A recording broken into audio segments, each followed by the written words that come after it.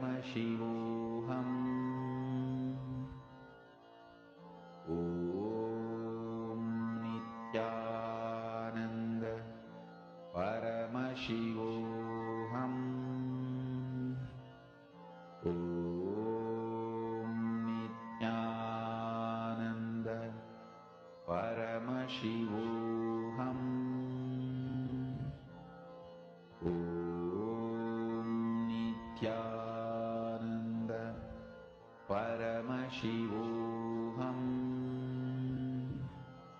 Om Nithyananda Paramashivoham.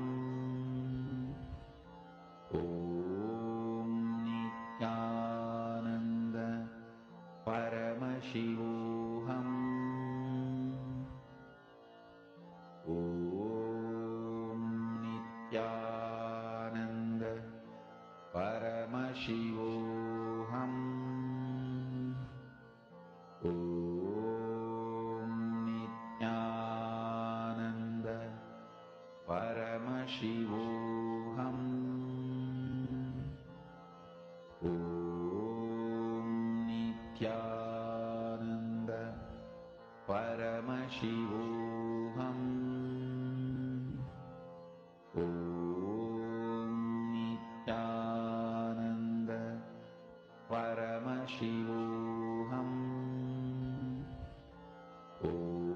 Om Nithyananda Paramashivoham.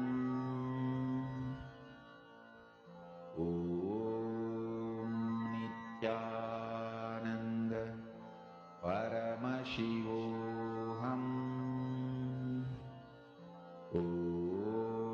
Om Nithyananda Paramashivoham. Om Nithyananda Paramashivoham. Om Nithyananda Paramashivoham.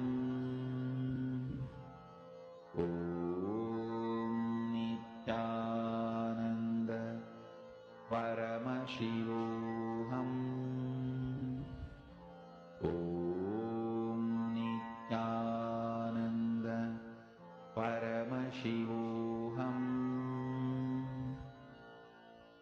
Om Nithyananda Paramashivoham. Om Nithyananda Paramashivoham. Om Nithyananda Paramashivoham. Om Nithyananda Paramashivoham. Om Nithyananda Paramashivoham. Many of you have manifested. Now, all of us are going to enter into the very next session. And in this session, Swamiji is going to be taking us through a very powerful session of happiness versus bliss, which is real.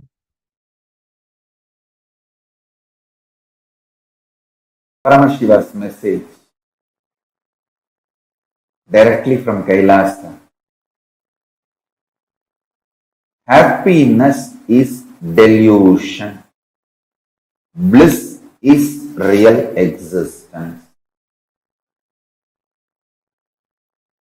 Whoever asks you to pursue happiness is deluding you. Happiness is binary logic based. Today happiness is getting a car. Tomorrow happiness is getting a house. Day after tomorrow happiness is getting a wife. The next day you know what is happiness. Where you landed. Happiness is the word society, mass media cult, entertainment industry cult is using to exploit you and keep you in delusion continuously. Bliss is cosmological reality. Happiness is societal delusion. Understand? Bliss is when you know absolutely you are in tune with the whole existence. Even if you think you are not in tune and accept that as a reality, you will be in bliss. Bliss comes from powerful cognition.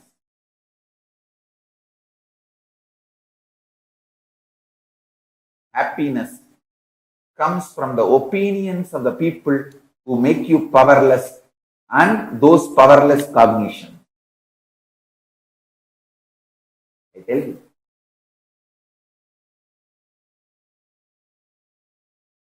Each time when you cognize powerful cognitions of the cosmic truth, cosmological truth,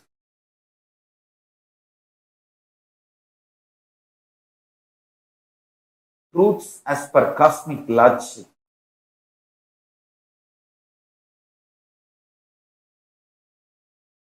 you manifest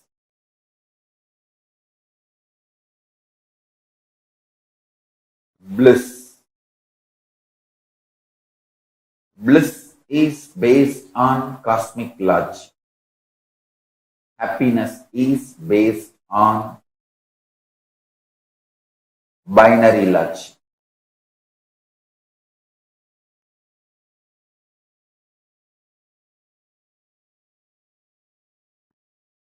Society keeps you deluded with the idea of happiness. If you understand bliss, and it is too easy to start experiencing bliss, it is not at all difficult. I am telling you. That's the first powerful cognition you need to know. Bliss is too easy to experience. That is why society never wants you to experience bliss, because bliss liberates you, makes you independent of exploitative grid-based lifestyle. Bliss is the source material out of which Paramashiva is made. Actually, bliss is the source material out of which this whole universe is made. Anandam Brahmeti Navyajanat. Upanishad declares very clearly. Out of Ananda, the stuff called Ananda, this universe is made. Don't waste it without experiencing. Annam Brahmeti Navyajanat. Annam na nindya tat vratam. Pranam brahmeti. Mano brahmeti. Vijnanam brahmeti.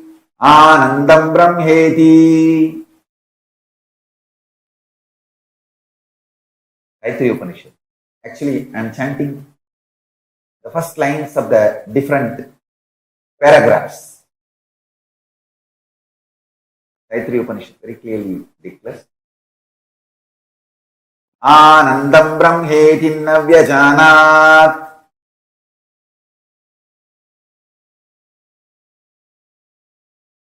Understand? The whole universe is made of stuff called Ananda.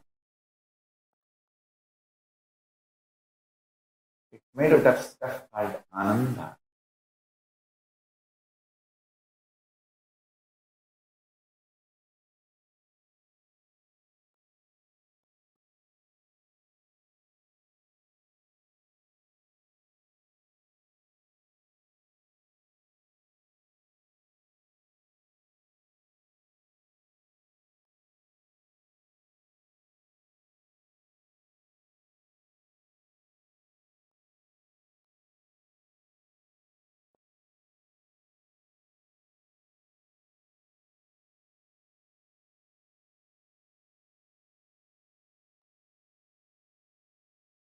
Anandat eva kalvimani bhutani jayante.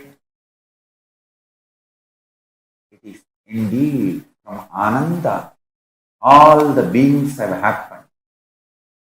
Do not miss understanding about Ananda, because once you understand Ananda, you will not be exploited anymore by this stupid happiness concept. Understand?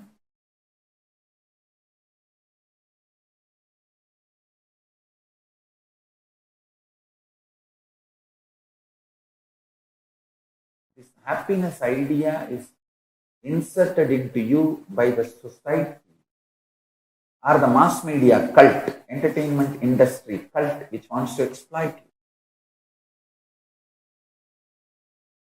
They put the ideas like income, healthy life expectancy, social support, freedom, trust and generosity, all this. I tell you,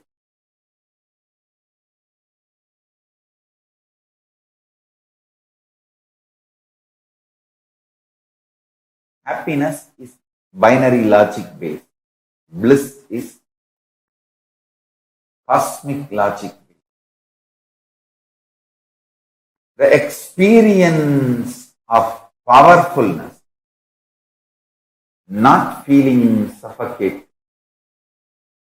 experience of non-violence. See, a person who is fulfilled will never be violent.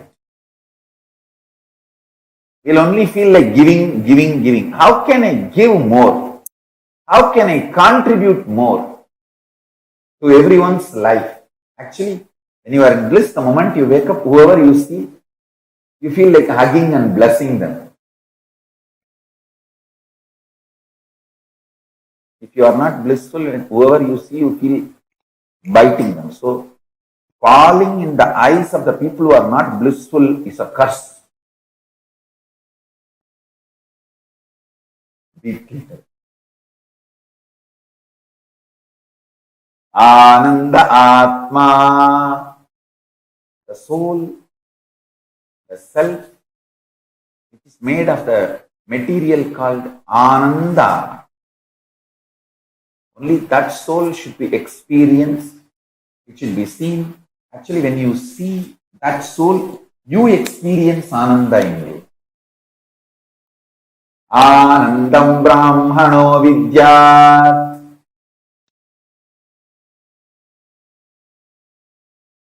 Bliss is the primary manifestation of Paramashivam. Listen. Anandam Brahmano Vidyat. The Brahman, Parabrahman, Paramashiva. The primary manifestation, immediate manifestation of that Paramashiva is Ananda, bliss.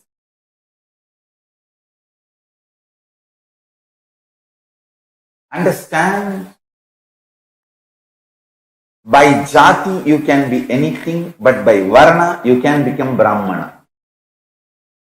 Same way, by social conditioning you would have felt happiness or you may not have felt happiness.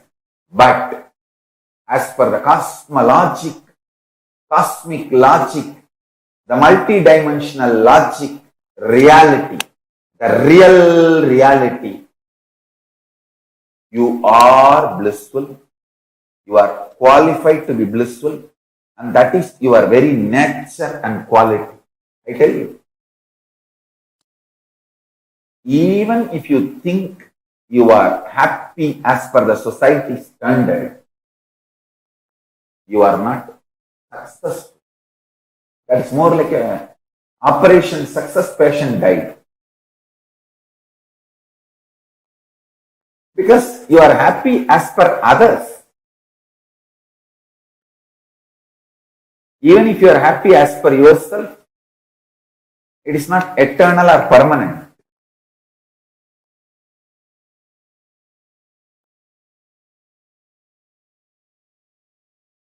It's all relative measures, which changes not every day, every minute. Not every day, but every minute. Anandam Brahme Divyajanat. Ananda is the stuff out of which all of us are made. I tell you. Start eating Ananda. Start living in Ananda. Powerful cognitions about Ananda should be meditated and manifested.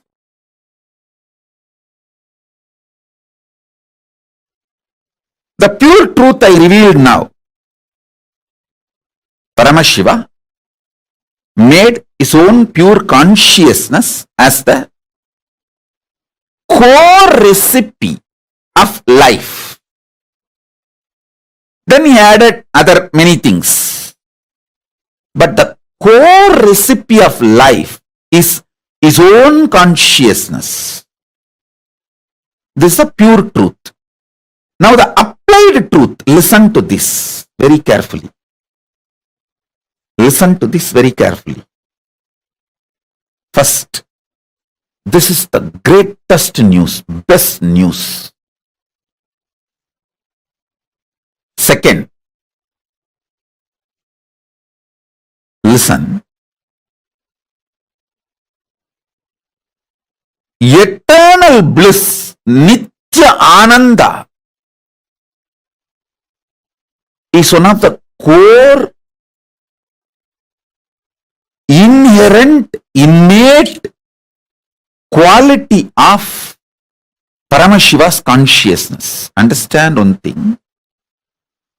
My inexhaustible activism comes from absolute fulfillment and bliss, not from any discontentment. See, discontented fellow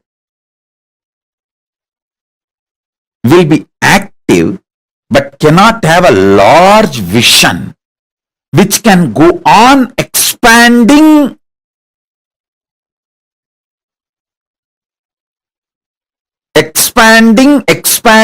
infinitely. Listen to this truth.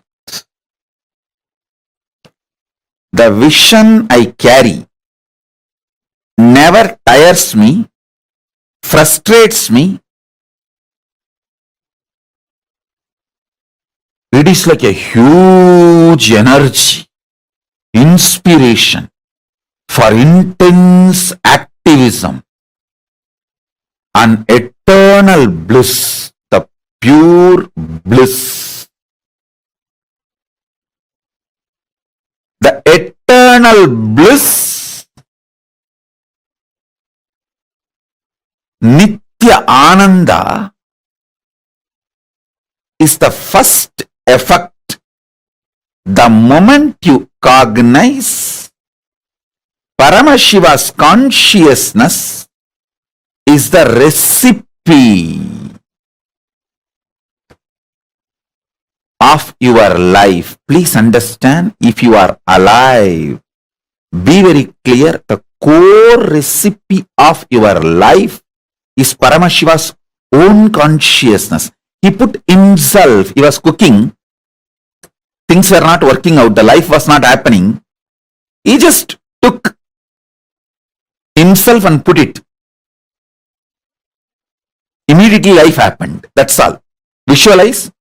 He was cooking, trying to cook life. So many components he added, but life was not happening. It was coming out like a sakra pongal, puliyodare, or so many other things came out, but life was not happening. He just smiled and put himself, his own consciousness. He just took his consciousness and put it. Immediately life happened. Listen.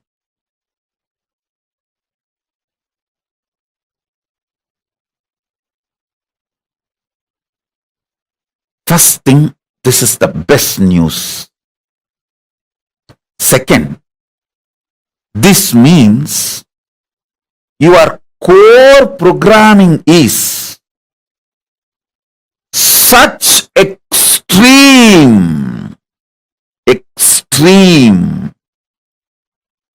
infinite, unending, Satchit Ananda Nithyanandam. Sat you know you are programmed for truth, Sat. That is your core.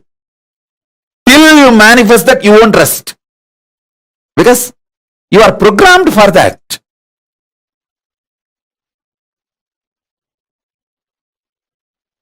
Chit, consciousness. By your very nature, you are aware you exist. Ananda, bliss. The infinite Ananda.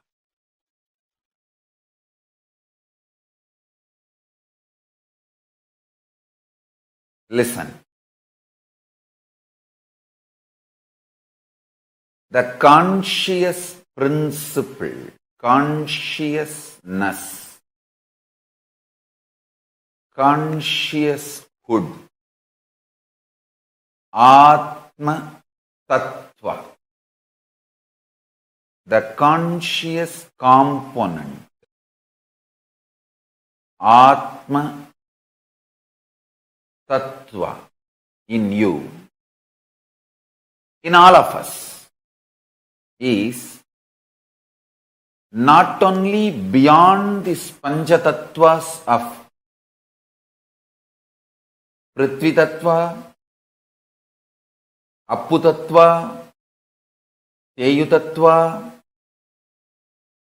Vayu Tattva, Akasha Tattva, means roughly in English, earth element, water element, fire element, air element, space element, the conscious element in you, consciousness in you, Atma Tattva in you, not only is beyond all these five, this empowers all these five. Listen.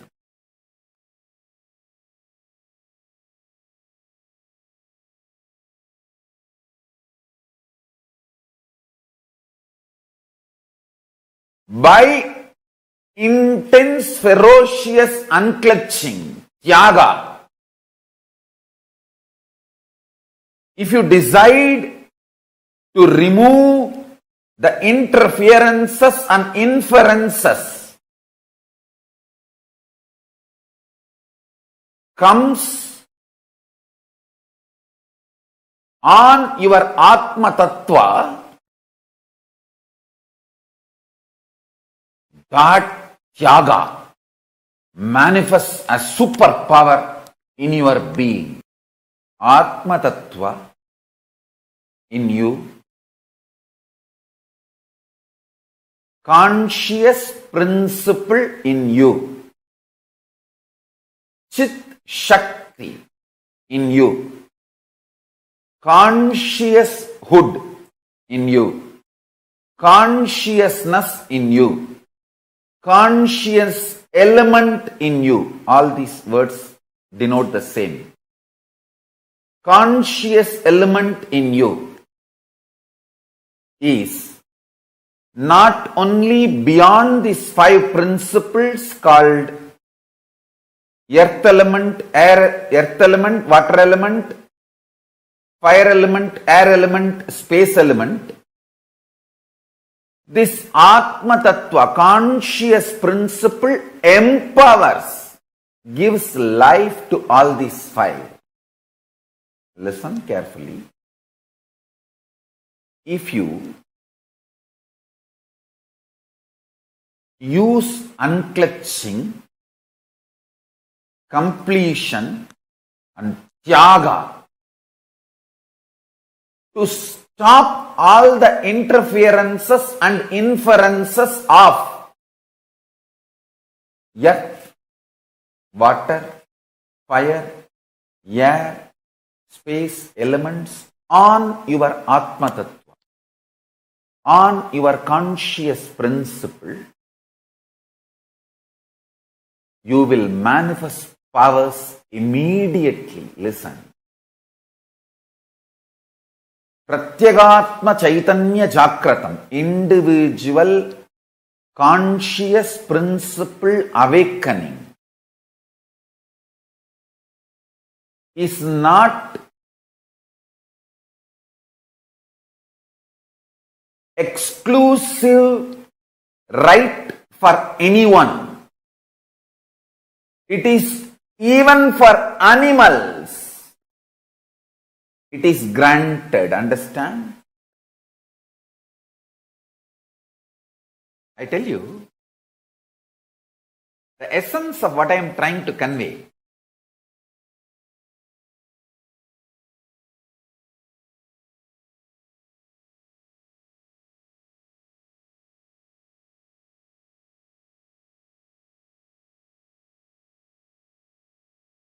If you try to keep the powerful cognition, you are Atma, Tattva, while you are eating, while you are sleeping, your body will not react like a normal human body. There will not be any body odor. There will not be any. The hangover of sleep, the effect of sleep on you.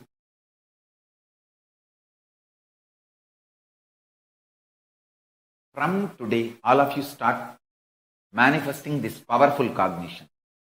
Your conscious principle, Atma Tattva, is not only beyond the 5 elements, earth element, water element, fire element, air element, and space element. The Atma Tattva empowers all these elements.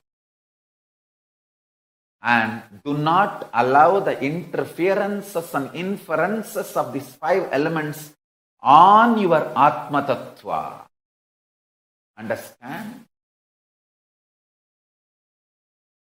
If you just awaken your Atma Tattva, that's all. Immediately, Parabrahma, Parandama, Parameshwara, Paramashiva, Parashakti, all will manifest in you.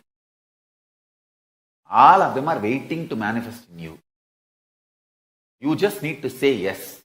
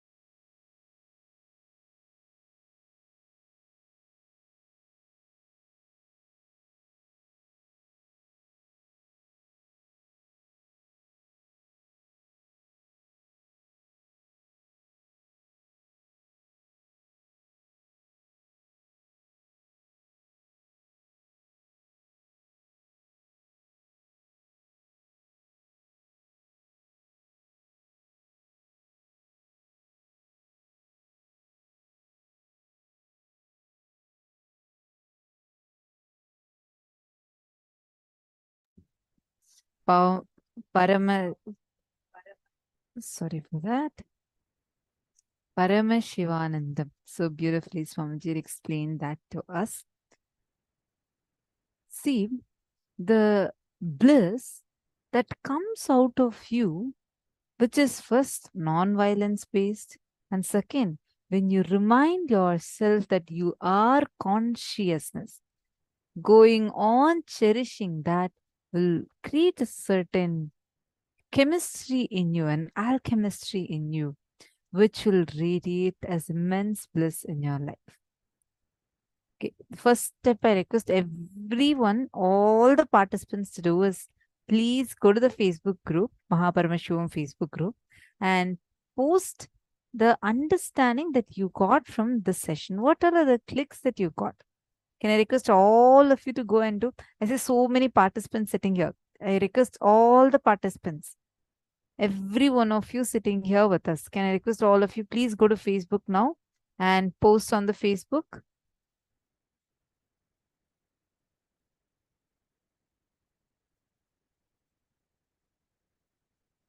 Please go to Facebook and post on the Facebook group.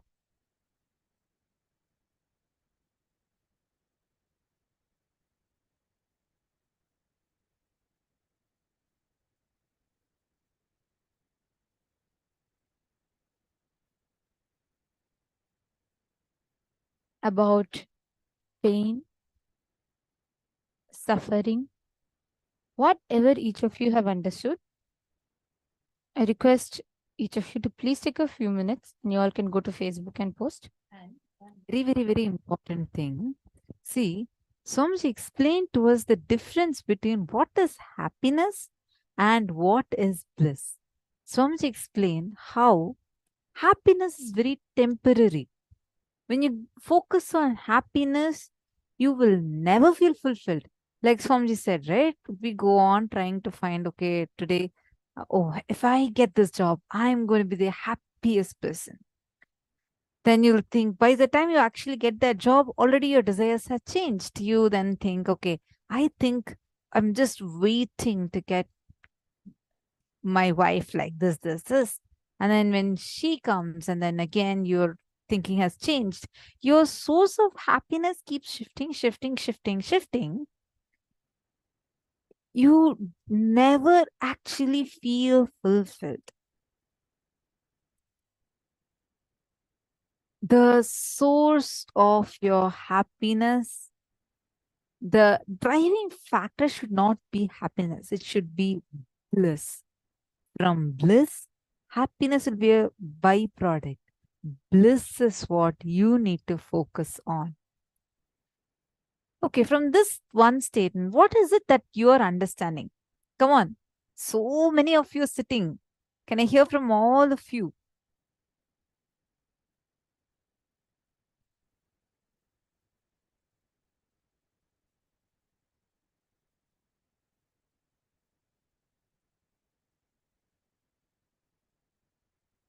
Can I request all the participants to please post? Go to the Facebook and post. What did you understand? Come on. Ma Susan Solander, Ma Geeta Devi, what did each of you understand? Okay, I was expecting this question. Okay, very interesting. Ma Virupaksha has asked. I'm going to show the question to everyone. So Ma Virupaksha has asked a question on the Facebook group saying, Swamiji says, pain and suffering don't exist. And Swamiji also says, life is suffering. Like, what does it mean? There's a beautiful line in Hinduism. Ekam sat vipra bahuda bhavanti. Truth is one. The path to reach the truth is multiple.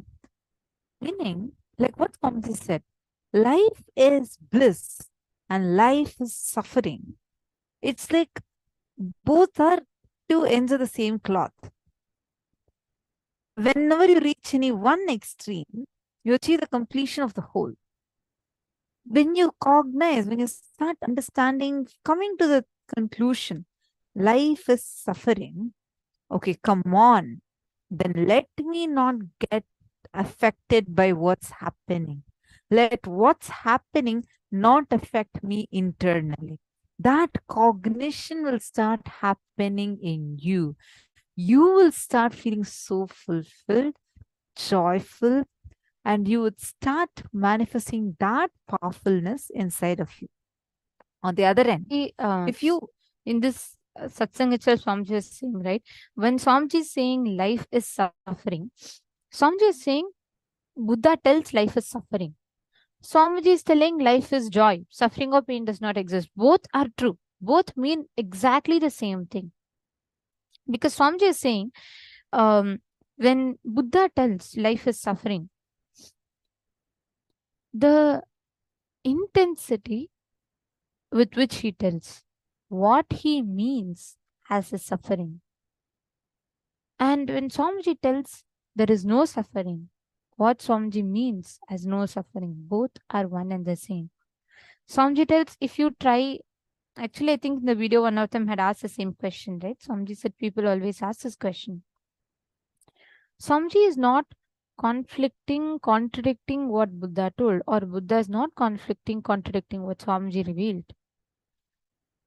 The path is different but leads to the same experience, ultimately makes you understand that suffering, pain, joy, all are redundant. It will make you start seeking towards that something that is eternal, not ephemeral, something that's permanent, like the bliss. And that is the goal of both the teachings, both the truths. So, my Virupaksha, you can pick anything that you click with, and from that will lead you to the next and the next level. Understanding, ma?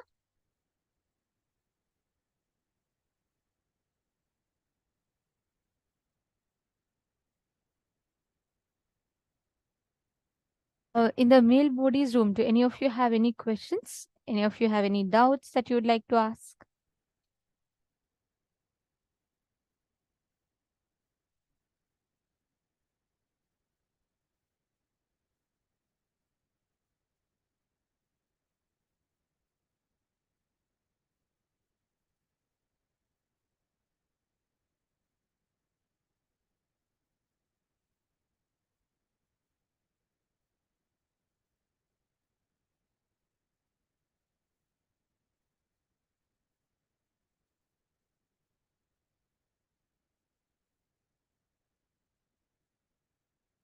okay, Nityanandam, to all the male participants that are sitting here with us, Kunyu Chen and Dania Raya, George Greenberg, Nityanandam, to all of you.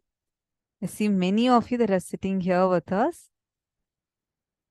Alex, Nityanandam, can I request all the male participants to also post your understandings and clicks? Nityanandam, Hugo, how are you?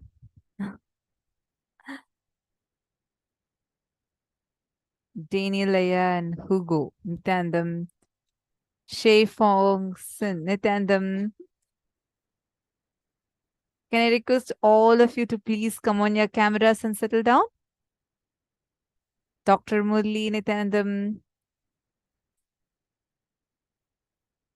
Okay, I request all of you take a few minutes, go to the Facebook group, the Paramashivoham Facebook group, and share your understandings and clicks, so that we understand what are the questions that you're having and what are the understandings that you're having. So I request all of you, come on, take a few minutes and please go to the Facebook group. Nityanandam, Travis,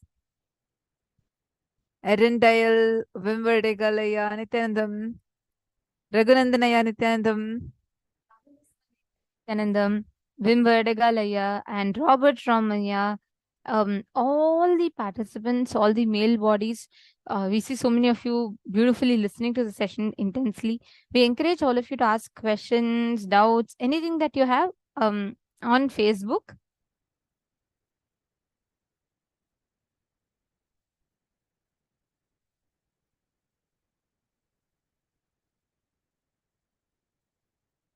Sanma. how these cognitions are not conflicting with each other.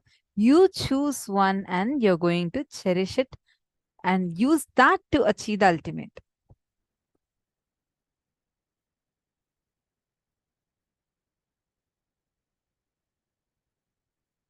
Can I request all others also, please take a few minutes and go to the Facebook and post?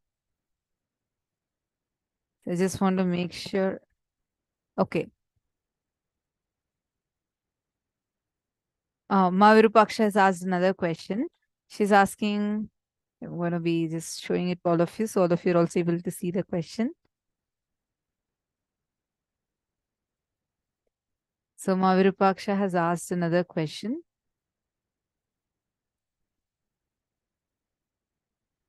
In satsang, can you please explain it a little more? In satsang, Swamiji said, Buddhism stops at enlightenment and Hinduism starts with enlightenment. Yes. Seema, that is true. Because in Buddhism, the final goal itself is only enlightenment. But in Hinduism, even for the most basic thing, it starts with enlightenment. Like when we talk about the 14 lokas, when we say about manifesting the Shaktis, all of these starts with the fundamental cognition of enlightenment. I am Paramashiva. That's the very basis. That is true. And I know you're asking your question based on, then why is Swamiji referring to Buddhism? Am I right?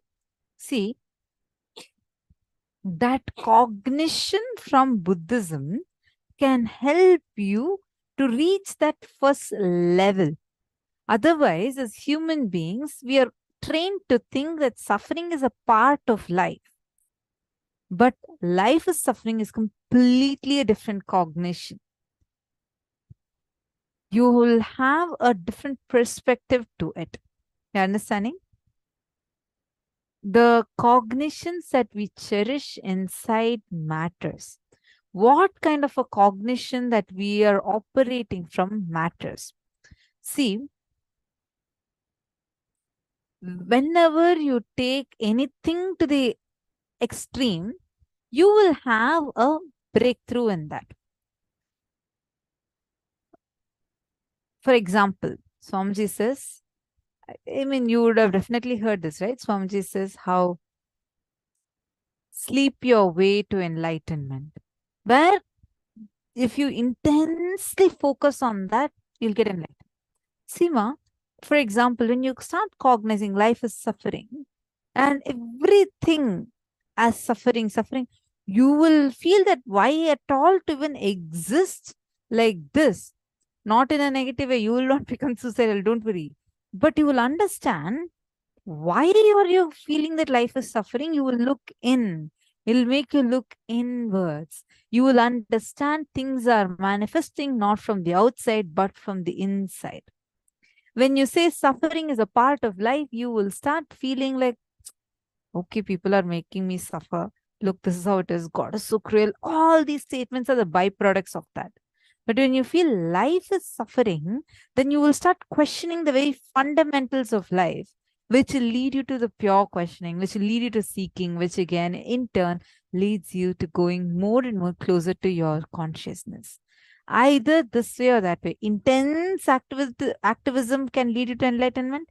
Intense laziness also can lead you to enlightenment. Swamiji will say, laziness not just sitting in the couch the whole day and night. No, but if you go to that extent where you're so lazy that you're lazy to even think, even to create a thought, you'll get enlightened. Intensity is the key. Yeah, understanding, ma? Okay. Can you give me examples of actions based on life is suffering and of actions based on pain and suffering don't exist? Yes, sure, ma'am. So, I want to give first the latter one. The example for actions based on pain and suffering don't exist. I'll give you an example. In Gurukul, there's this kid. you know Madhvet, right? Madhvet's son. He's in Gurukul. And at that time, when this incident happened, he was about 6 years old, 6.5 years old. And in the satsang, Swamiji was telling that pain is a lie, pain does not exist.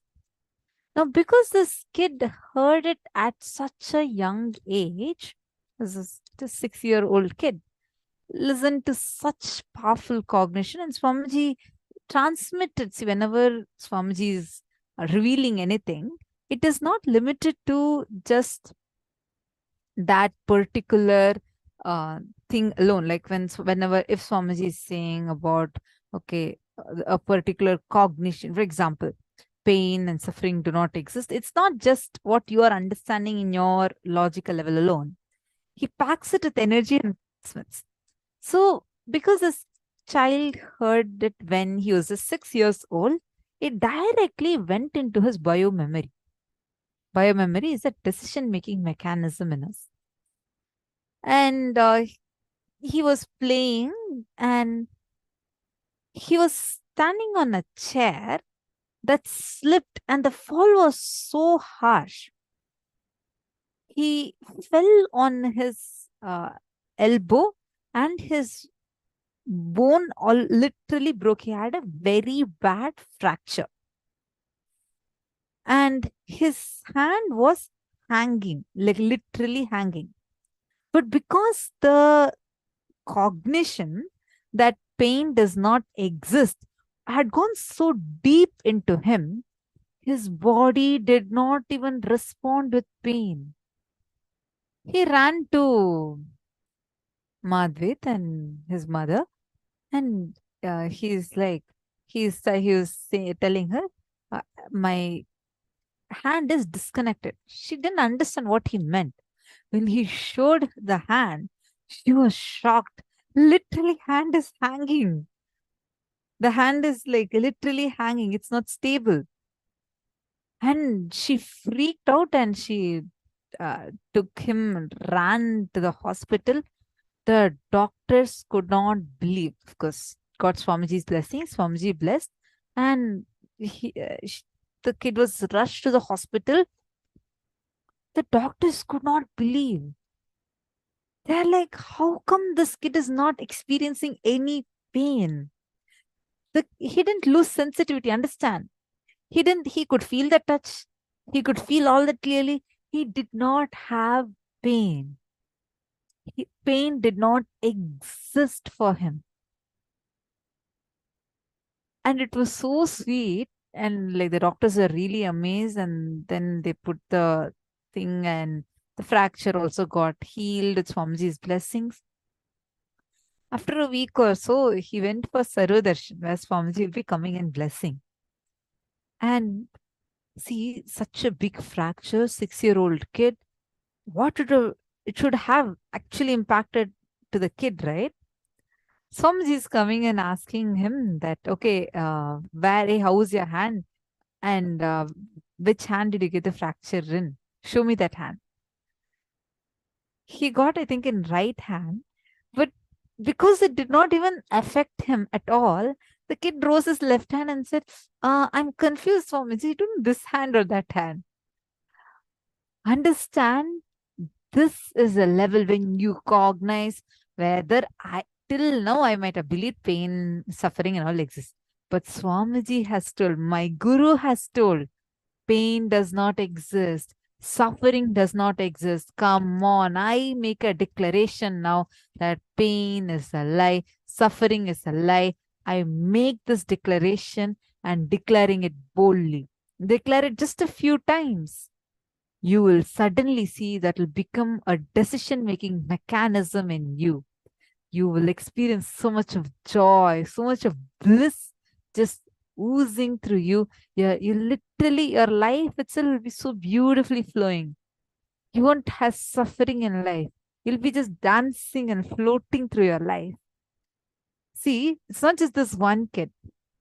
Same thing a few years later. One other kid, he had a very bad accident on his feet, like something of a few tons rolled over his feet.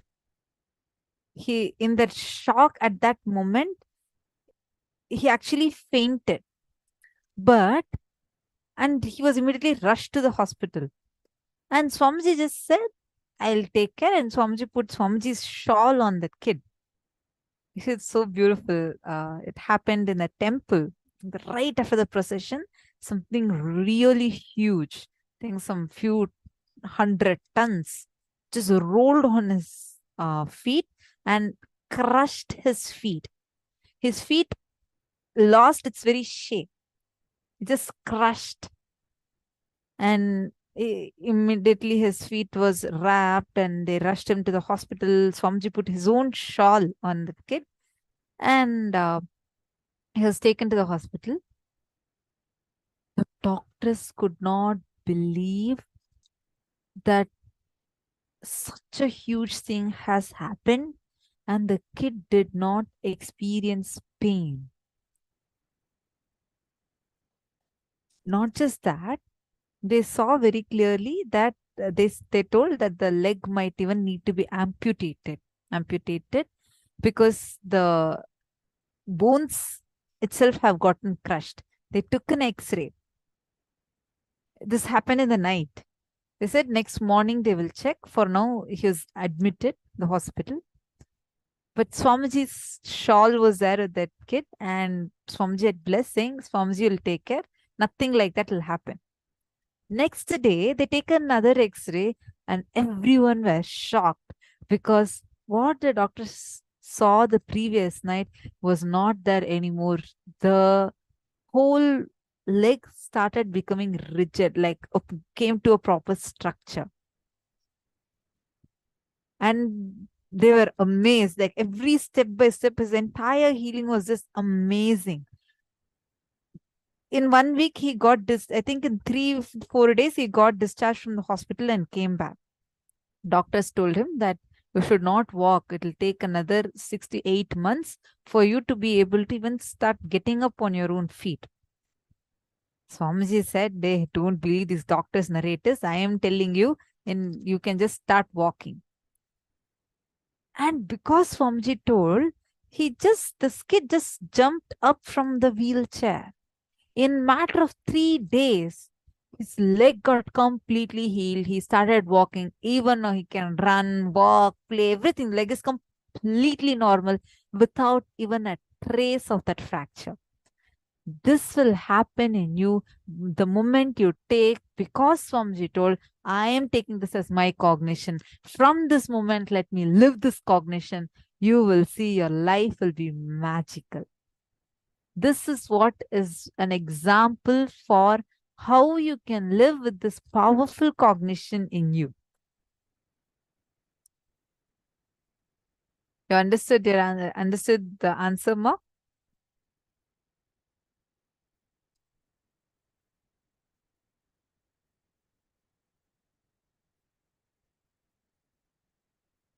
Ma Stephanie has posted her click. Bliss is a soul issue, our real core. Happiness belonging to this dual world. Therefore, as every other emotional phenomenon only comes and goes, the utmost fulfillment comes from our commitment to stay grounded in our consciousness. Whatever happens, Sachitananda, using unclutching completion and Tyaga. Very beautiful, Ma Stephanie Lally.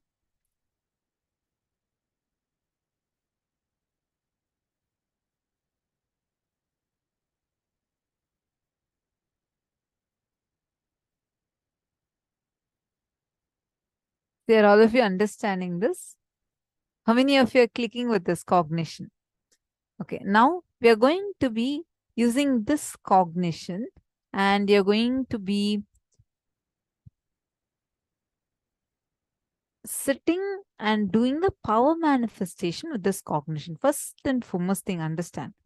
Do it because Swamiji has given you this power. It will simply manifest miraculously.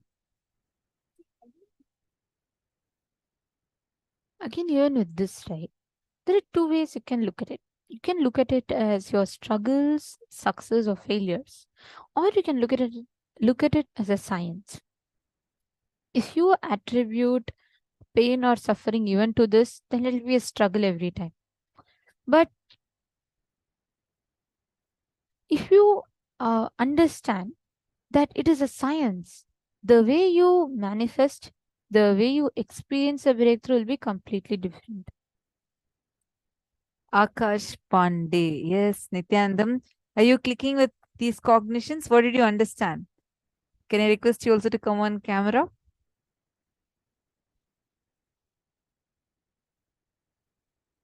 See, all the participants understand. All these clicks can happen to you as an experience itself. Ma Priyatma Surupani is saying, wow, experientially understood, Ma. What we cognize is very important. When we believe life is suffering and how it manifests suffering outside, it was a big click, Ma. Wonderful.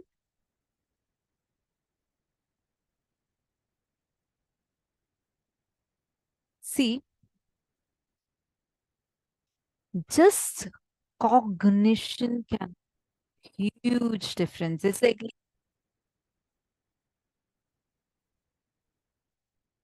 that you wear a purple glass and say that the whole world is purple, whole world is purple. How much ever I try to buy any color anywhere, it just keeps ending up looking purple. That's because you're wearing a purple glass. Cognition is also, see, first you're wearing a purple glass. It's this thick, almost opaque. And through that gap, you're seeing life. That's what is seeing life through all your delusions. Now, what Swamiji is doing, Swamiji is removing those layers. And finally, he'll just make you remove that specs. It's complete. That's what is the initiation process. Just hold on to the powerful cognitions. Cherish the powerful cognitions. Even physically, it can transform you. Really, physically, your very facial features can change. That's the power of powerful cognitions. I'm seeing Ma Virupaksha. She almost sits every time in the program. I keep seeing her. In almost every program, she sits and does this translation for last so many years. And I have been seeing just in maybe last 6 months or a little more, I can physically see how she looks. Actually, she's anti-aging. She's only becoming younger. Even in her skin, you can see just in the screen. Because of constantly repeating these powerful cognitions, physically there's a shift. Physically there's a transformation. There's a beautiful transformation that happens. See, this is the power of powerful cognitions. You'll suddenly see the skin will become shiny, eyes will become so sharp, radiant. It'll all happen when the cognitions inside you transform, when they start changing. When you're stuck with the middle path, you say, life is happy and sometimes sad, you're not taking yourself to any of these extremes. What happens is you never get a chance to look in. There's this beautiful story in Mandukya Upanishad. This beautiful tall tree filled with fruits. In the topmost branch of the tree, there's a beautiful big golden bird sitting blissfully. In the lower branches of this tree, there's a small bird, very active, chirping happily, jumping here and there in each of the branch, enjoying the fruits. It jumps from one branch to another branch to another branch. Whenever the fruit is delicious, it just enjoys those fruits. Sometimes some fruits are bitter. So whenever it bites this fruit, this bitter fruit, it looks up. It sees how blissfully, unperturbed, there's this golden bird sitting on the topmost branch. So this small bird gets the desire to go towards that big bird. Starts flying towards that, chirping, and flying towards that. Suddenly it notices a branch full of fruits. Then again it settles down there. It eats, enjoys. As long as the fruits are all sweet, it just enjoys, forgets about the big golden bird. Again, it bites a bitter fruit. It again looks up and no, I'm wasting time here. Let me fly towards that golden bird. Starts flying towards the golden bird.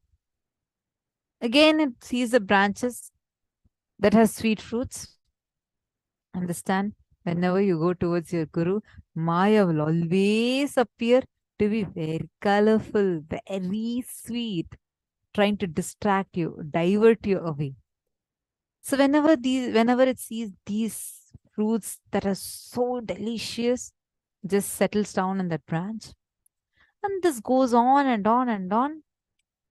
One day, it it eats a fruit that was so bitter. It decides, that's it, I am never going to look into these fruits once again, and looks up, completely focuses only on that golden bird, flies towards that golden bird.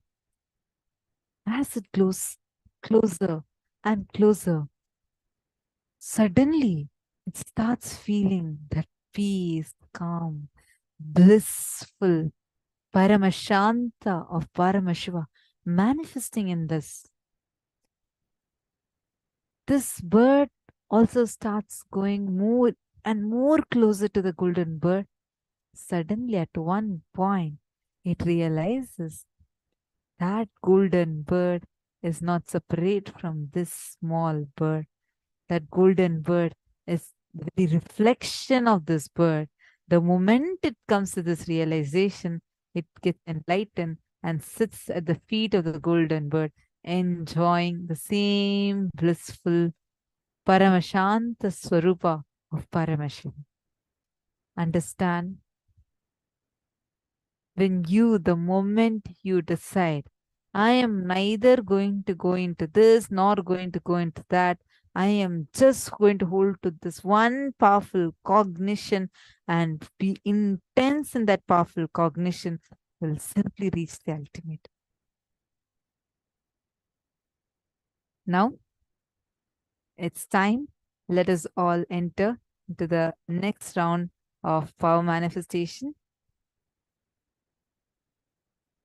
Everyone, you're all going to be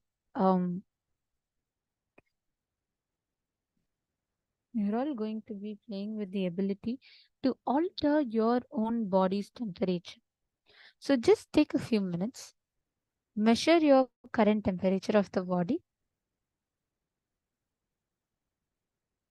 and from there, scan and just play with the temperature. You're just going to be connecting. Decide you're not going to be stuck to the same results, expectations, and suffering. Instead, take the jump, take the shift to experiencing a breakthrough. Measure your temperature, you just will consciously create the will. You will see the whole manifestation happening. Paramashivoham. Om Nithyananda Paramashivoham. Om Nithyananda Paramashivoham. Om Nithyananda Paramashivoham. Om Nithyananda Paramashivoham.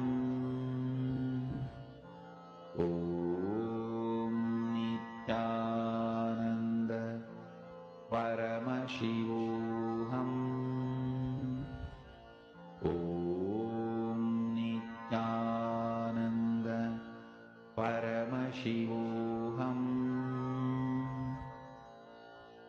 Om Nithyananda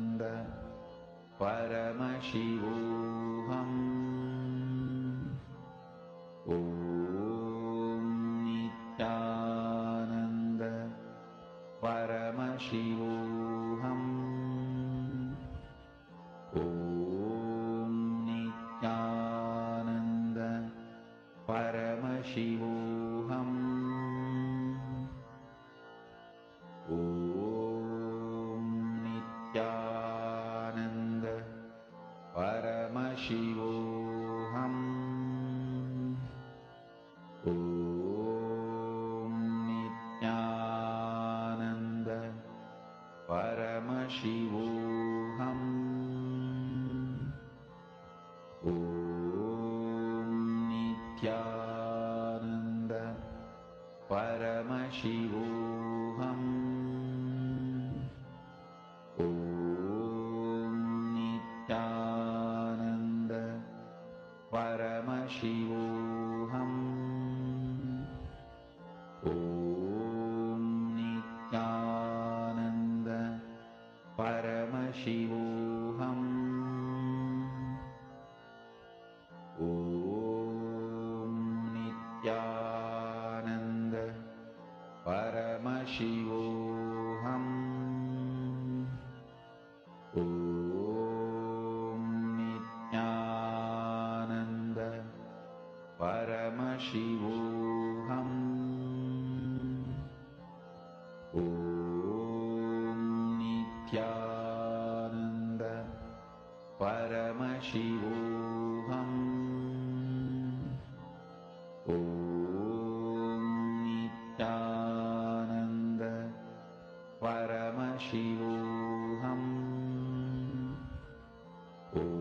Om Nithyananda Paramashivoham. Om Nithyananda Paramashivoham.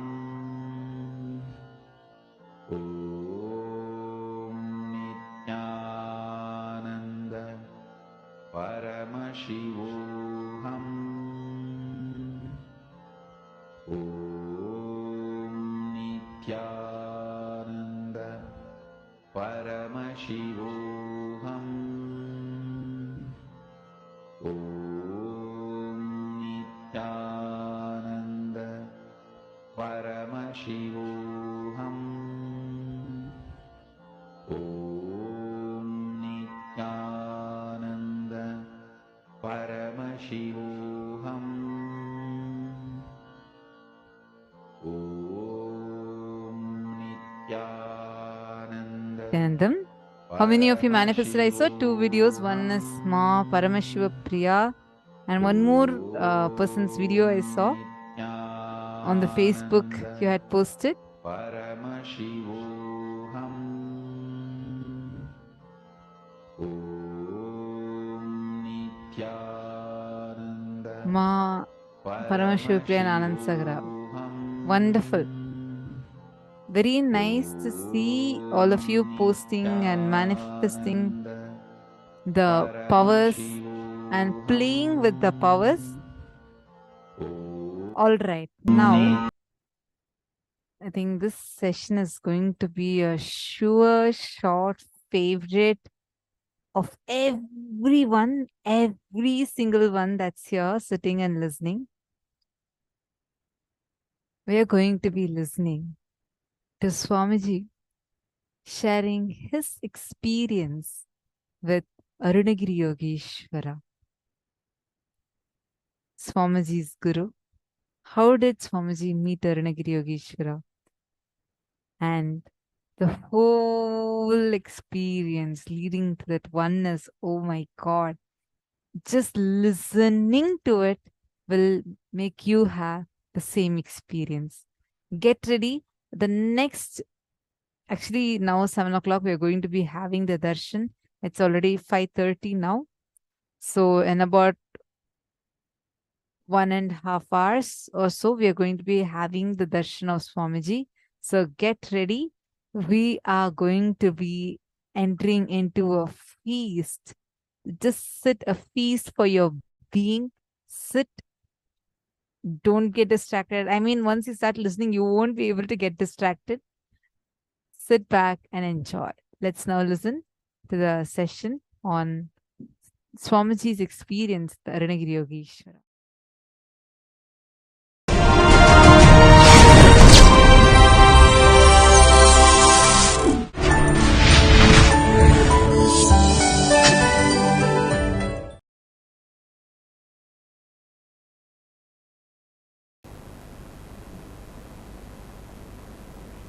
You all have reached enough level of completion to mirror exact the neuron activity happening in my brain. So understand, please listen, all of you have reached enough level of completion to mirror whatever is happening in my brain, the neuron activity. Now, when I am narrating this experience, I wanted to tell you with integrity, authenticity, responsibility, enriching and causing.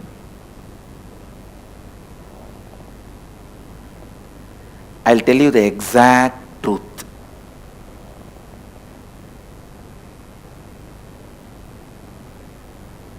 As it happened, authentically.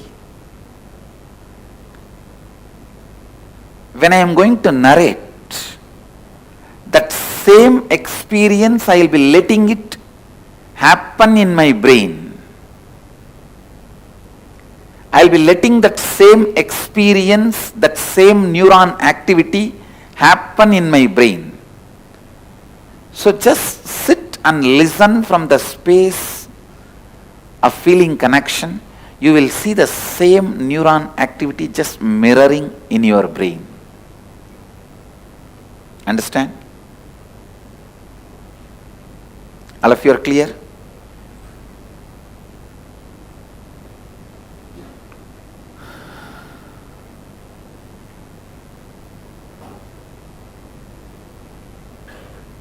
Please listen.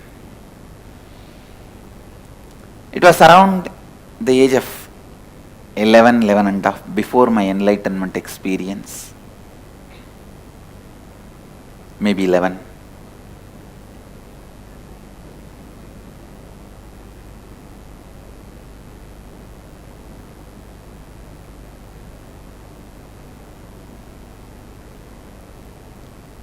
One day, as usual, I was going around the temple.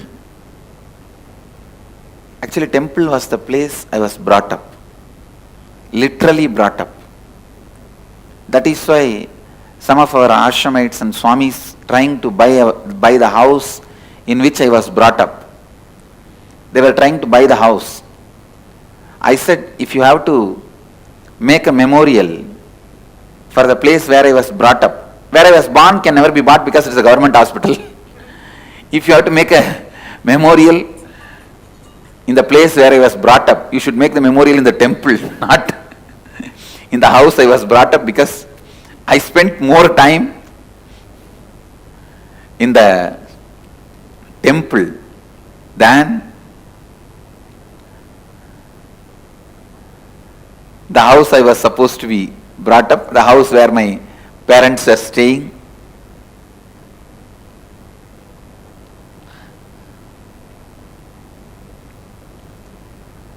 The moment I remember the temple, the joy experience,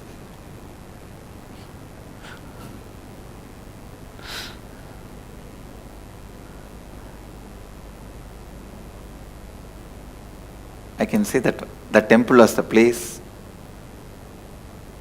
everything for me in my life. So early morning, 4:30, the temple elephant will carry the water pot for the deity's bath, sacred bath. It will go crossing the street where we used to live. From my family temple, it will go to the main temple. My whole family and the community was very closely associated to temple and its administration.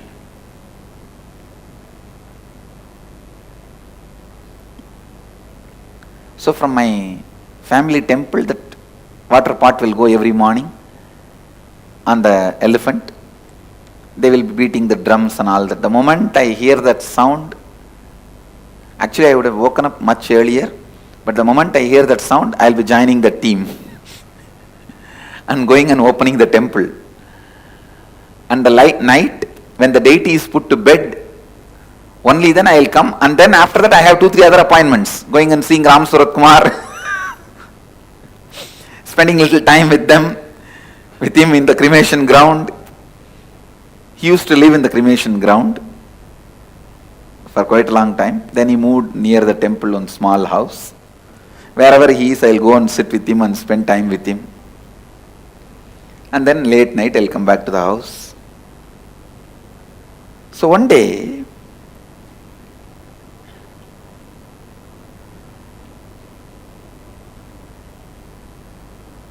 when I was going around the temple, behind the main shrine, there is a small 4-pillared hall structure. And below that structure, there is a small kind of a cave structure. That's also a small 2-pillared structure. It can be said as cave, looks like cave. Suddenly I saw one young sadhu walking out of that cave place. This is the small cave out of which that young sadhu walking out. See this 4-pillared structure and the small 2-pillared structure. From that small 2-pillared structure, one young sadhu walked out.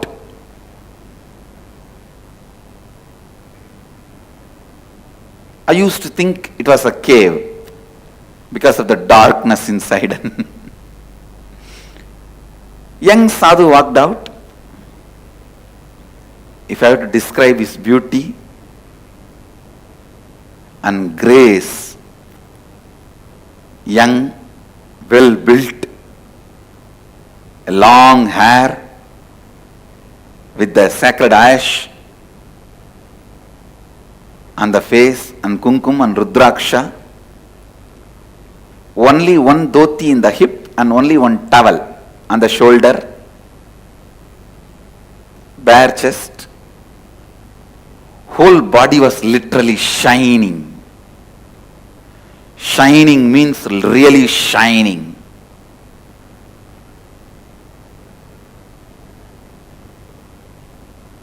Glowing in the golden color.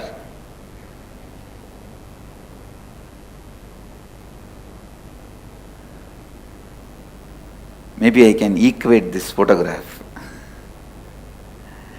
I can't say exactly like this photograph because in this photograph they painted him more bluish. When I saw him, it was not bluish. It was more a golden color. And there was no snake around his neck or a moon around his neck. Just a very normal human form. But an extraordinary grace. The towel was only up to the lower knee level, not the whole dhoti, lower knee level, and one towel on the, you can't call that as a full dhoti, little smaller than dhoti, and one towel on the shoulder, rudraksha, rudraksha in the hands also, shining. Hair was left free, but it was so beautiful, you can feel it is almost like a Dakshinamurti's jata. It was standing on its own beautifully. Long hair.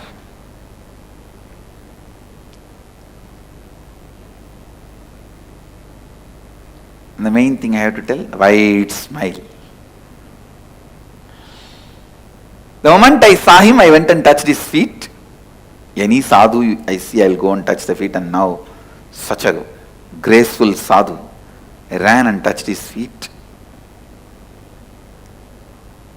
He smiled at me and very loving way just put his hand on my head.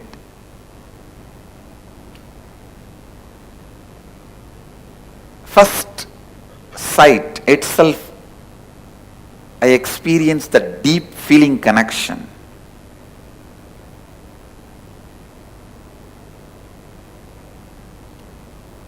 such a strong, deep feeling connection.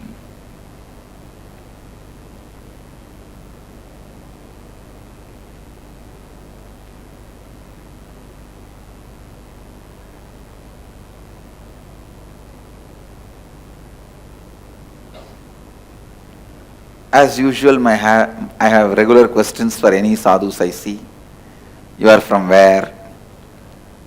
Who is your guru? And what do you do? Have you achieved enlightenment? In Tamil I used to ask, Atma Sakshatkar Ayiricha Ungalukku? Means have you achieved the enlightenment experience? And can you teach me? My usual questions. I started asking some my same usual questions. He smiled and he started answering. Other than the question, who is your guru? He answered everything. And then some ordinary topics. Those days the ordinary topics means what? When is the next Utsavam in the temple? Why are they not putting enough flowers on the deity nowadays? Which Utsavam, when they are celebrating, why they are celebrating, why they are not celebrating. These are our gossips. The whole city will have gossip only about temple. Whether you talk good things or bad things, it will all be about temple. Good things will be, oh, nowadays lot of crowd is coming for the temple. Bad thing will be, why they are not maintaining the temple properly. That's all will be the maximum rumor, gossip we know. And all these small talks I was having. He was also sitting and having all these small talks with me. And who is who in the town? Who is doing what? Tell her to wake up. Please sit straight. Don't miss initiation. Such an amazing moment. Don't miss. Please sit straight.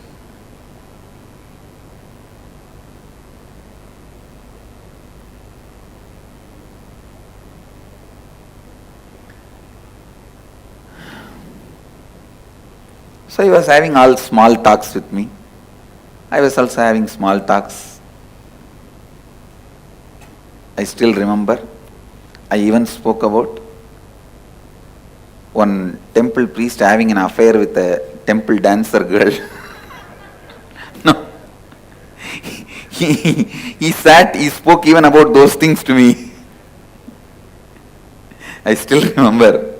He was telling, do you see this big street Brahmin continuously going to that 4th street? Why is he all the time going there? To her house? I said, yes. And he goes there and directly comes to temple also. Doesn't even go to house and takes bath. We were having all these small talks. I still remember in Tamil he was telling, Patya, the Perither Gurukal, Ottavadathirku Varam poittu varar Patya. So, all these small talks were also we were having. I don't know how, the day one itself we became so intimate, so close. It's not that he spoke only about Vedanta, enlightenment, the techniques to achieve enlightenment and science of enlightenment, Advaita.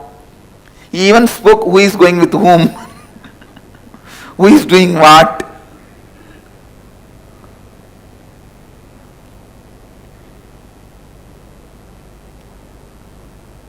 Somehow I became very close, intimate. Within one day, if I have to give the essence of my first meeting with him, I won't call Advaita, I won't call enlightenment, I won't call spirituality, I won't call I met a guru and all that. I'll only say, essence of that first day meeting is friendliness. He radiated. God. the amount of friendliness I felt with him, that love I felt with him. Love is a too poor word, stupid word sometimes. Friendliness, that seems to be more right word.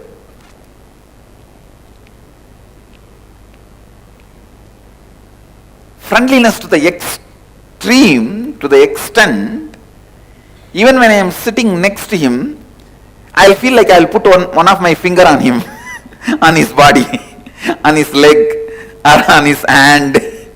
I'll just put one of my finger on him. Just want to be touching him.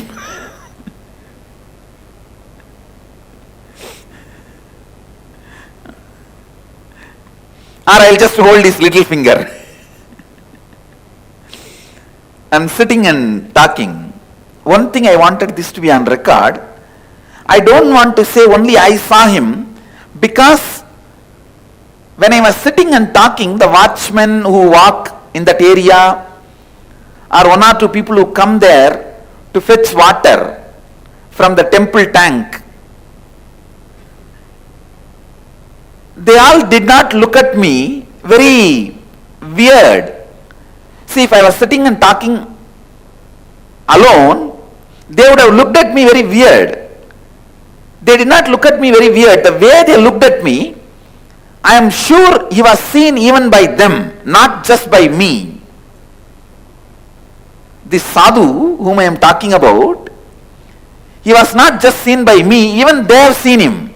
I don't know how they saw him, but they were not looking at me weird. See, if you are sitting alone and talking, people who walk around, they will naturally look at you weird. You will know by how they see you, they are looking at you weirdly or just casually. I don't remember any of them talking to him or he talking to them back. But I remember very clearly few people were walking. Many times when I was sitting and talking with him, few people will walk here and there. They won't look at me like I am sitting alone and talking. They will just see as if two people are sitting and talking, and they will walk. They will go. And I have also not seen anybody coming near me or near him out of curiosity and trying to touch his feet and all that. Usually when the people see the sadhus, they will try to come and touch the feet. That I have not seen.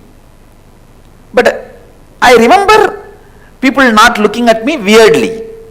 The exact spot where he was sitting and I was sitting with him and speaking, you can see. That's the exact spot where he used to sit. I used to sit and speak. He will sit on the step where I am sitting now, and I will sit one step below. Sometimes he will sit the upper step, one step above. I will sit where I am sitting now. But in these few steps only we will usually sit.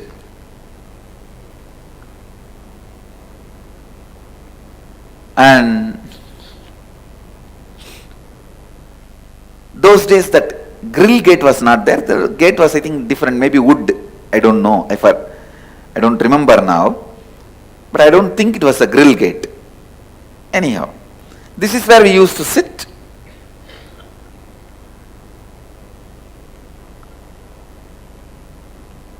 So the day one, the essence from my memory I can collect. The essence of day one's meeting was extraordinary friendliness. It was not all about Advaita, all about spirituality, all about enlightenment. Even though my questions were all about enlightenment, he was not speaking only about enlightenment.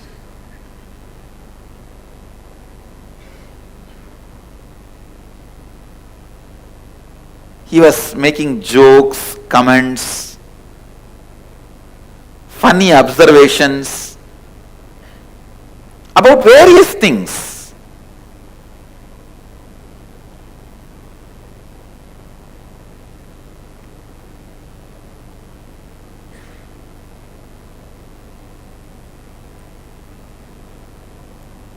I am not able to remember that every statement by statement, sentence by sentence. But one thing I can recollect is that extraordinary friendliness he radiated. And the space he gave me.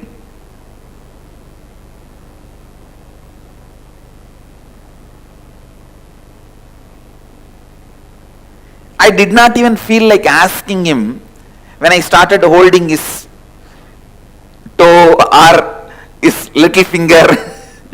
I slowly put my hand on his toe and see how he responds. And I have never seen him resisting, so I'll just hold his toe. I used to think the more you are touching his body, more energy will pass. Like electricity connection.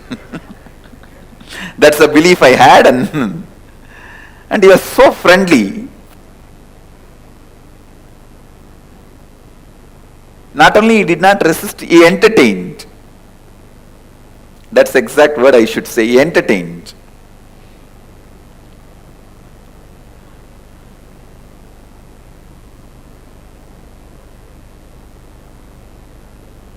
So first day I went up to holding the toes.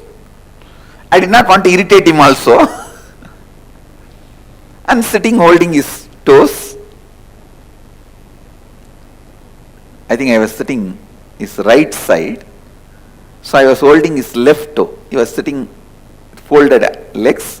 I was holding his left toe.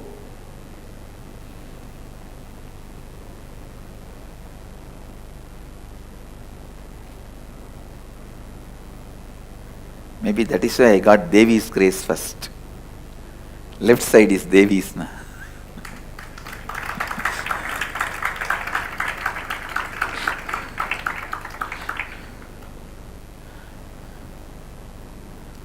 But the amount of hair he had, still I am wondering. It used to be up to the thighs, his thighs. That long, thick.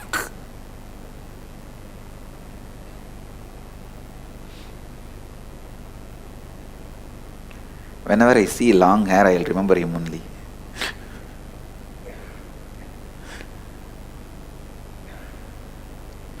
Anyhow, it became late night.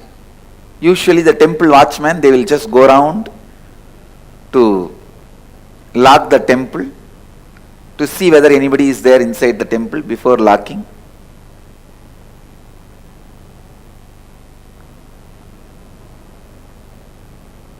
Those days, I was very close to the watchmen, so they will say, sometime, if I am sitting, hey, if you want to sleep here itself, sleep, but don't come in between the night and ask us to open the door to go out. If you want to leave, leave now, or you sleep here with us itself. But don't ask us in the middle of the night, you want to go to the house, open the door. What do you want to do? They'll give me the option. Sometime I'll go out and sometime I'll sleep there itself. Usually I'll go out because early morning to take bath, again I have to go to the house only. The temple, inside temple, the bathroom and the restroom, we will not be able to use. So we will have to go to the house only to take bath and get ready. And I also had deities, I have to do puja, my personal deities. So I have to go to the house only. So it became late night. And I remember the watchman telling in Tamil, Samingla, Enchiponga, time achi, koil putno. So with this word, I can be sure that he was seen even by the watchman, because the watchman addressed in plural. He said, "O Swamis, go out, we will have to lock the temple. Go to your home, we have to lock the temple." So he did not address as a Swami, he addressed as Swamis.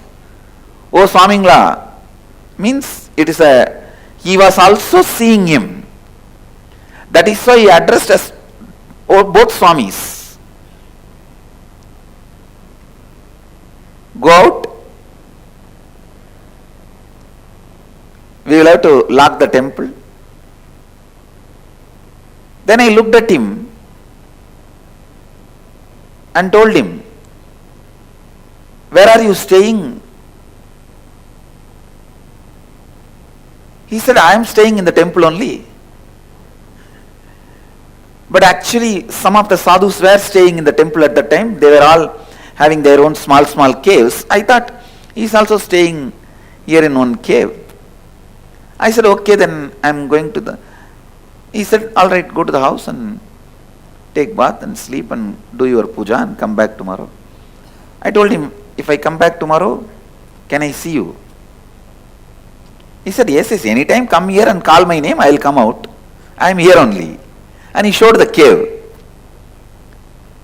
I was thinking that as a cave at that time. So I went to the house. I tell you, just visualize when you fall in love first time and you are waiting to meet the person again next day morning, how the clock will not move.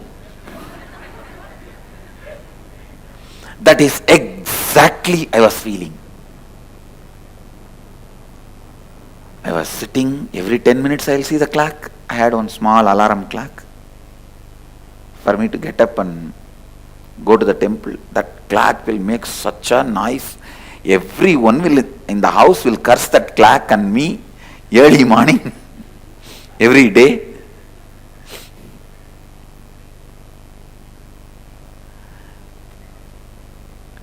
So I'll wake up and see the clock. It's only 12 o'clock. I'll lie down, sleep. Again when I wake up and see the clock, it's only 12:10.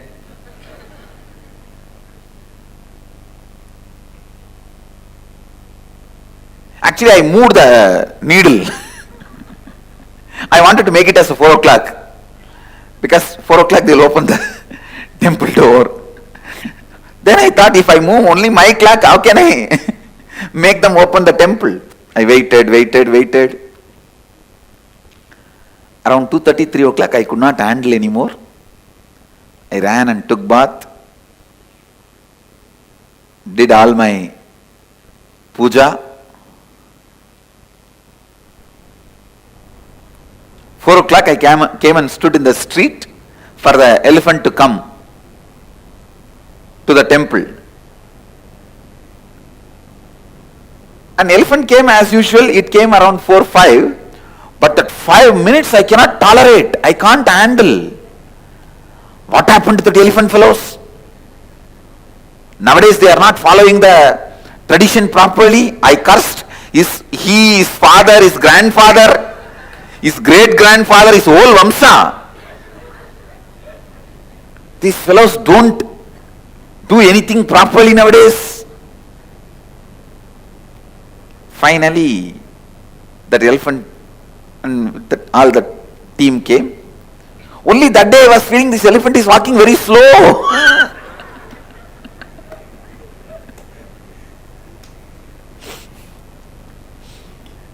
Finally, we reached the temple and they opened the temple gate. I ran to this cave where I met him. Usually I will run to the main Garbha Mandir, main sanctuary, and have darshan, only then go anywhere. But today directly I ran.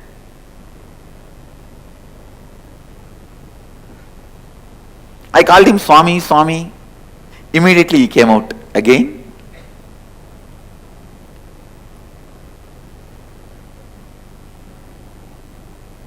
He sat.